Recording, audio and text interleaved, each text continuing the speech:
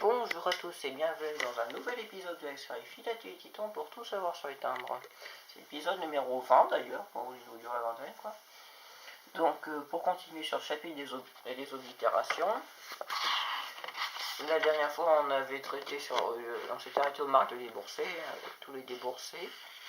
Maintenant on va passer aux petites postes. Les petites postes c'est dû à des initiatives privées qui essaient de faciliter l'échange de la correspondance à l'intérieur des villes, la banlieue compris bien sûr. Toutes les petites postes sont d'avant la réorganisation générale des postes de 1791. C'est pour ça qu'on dit que le XVIIIe siècle ne va que jusqu'en 1792. Notamment là,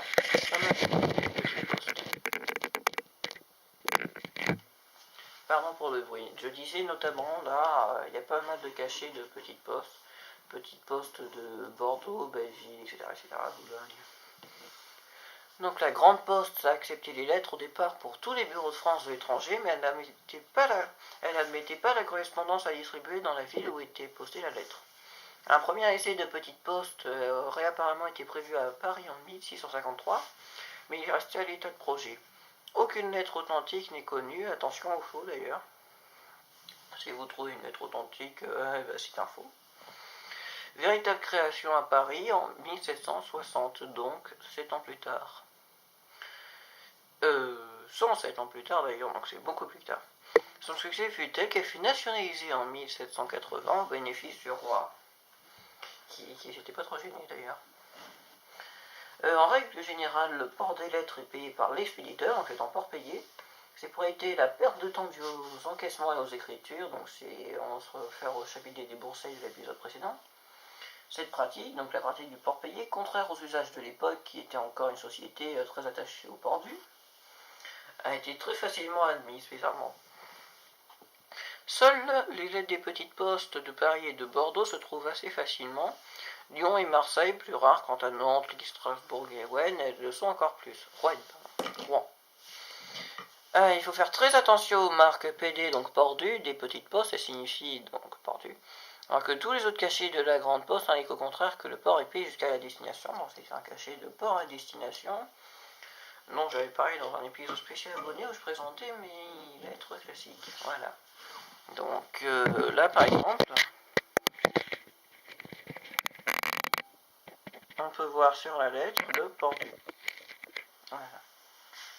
On signale aussi les indicatifs les plus importants pour l'identification des petites postes.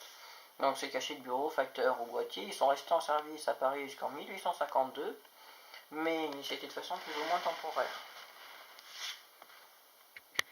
Là on a celui du bureau, celui du facteur,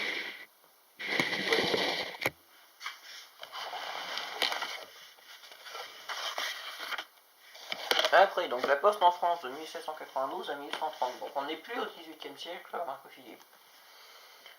Le 1er janvier, les cachets de bureaux français se rencontrent surnommés d'un nombre qui signifie le numéro d'ordre du département.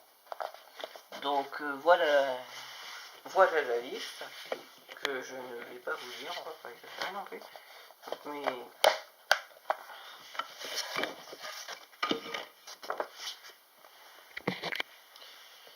et je pense qu'on peut trouver ça assez facilement sur internet, donc il y en a une petite partie ici.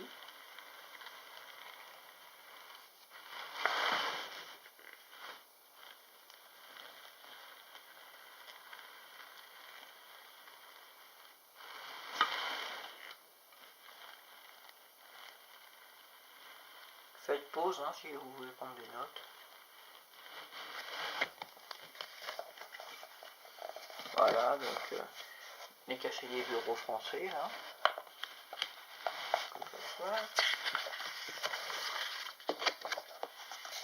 Après les numéros des départements conquis, donc c'est les conquêtes de la France, on en a encore mis un petit peu ici. Donc conquis sous Napoléon Ier. Comme ça va vous faire un cours d'histoire aussi, c'est bien.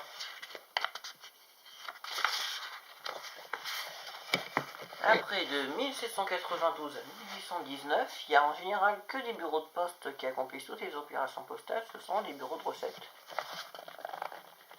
tout comme au XVIIIe siècle, les bureaux utilisaient les marques de pendu, comme ceci.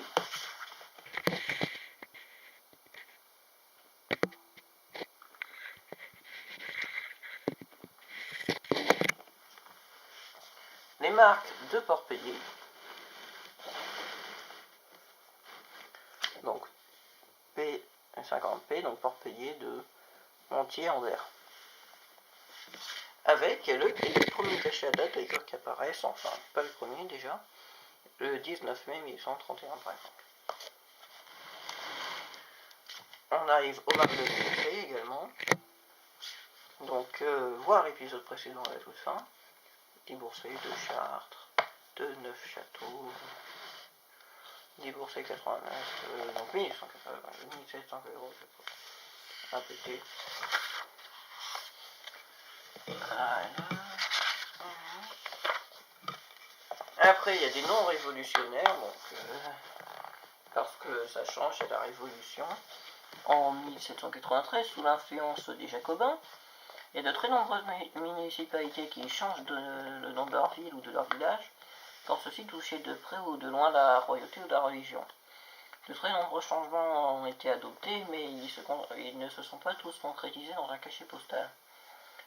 Ces cachets aux non-révolutionnaires existent dans les différentes classes de cachets, en port dû, en port payé, en déboursé et aussi en contre-5.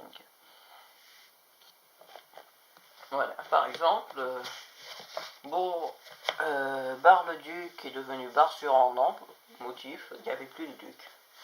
Bourg-la-Reine, c'est devenu Bourg-Égalité parce qu'il n'y avait plus de reine. Il y avait Mont-Dauphin qui est devenu Mont-Lion, pourquoi plus de dauphin. Mussy-l'Évêque qui est devenu Mussy-sur-Seine parce qu'il n'y avait plus d'évêque. Saint-Lô qui est devenu Rocher-de-Liberté parce qu'il n'y avait plus de saint. Saint-Genoux-le-Royal qui est devenu Jouvence parce qu'il n'y avait plus de roi, etc. Il y a une liste extrêmement longue, composée sur internet, je peux aussi vous la mettre à l'occasion. Voilà, donc c'était tout pour cet épisode. Après on verra la poste à Paris dans l'épisode suivant. Voilà, donc toujours si vous avez des questions, laissez-les dans les commentaires. Si vous vous abonnez ou vous mettez un pouce vert, ça fera toujours plaisir. Voilà. C'était Filaté et Titan pour tout savoir sur les timbres.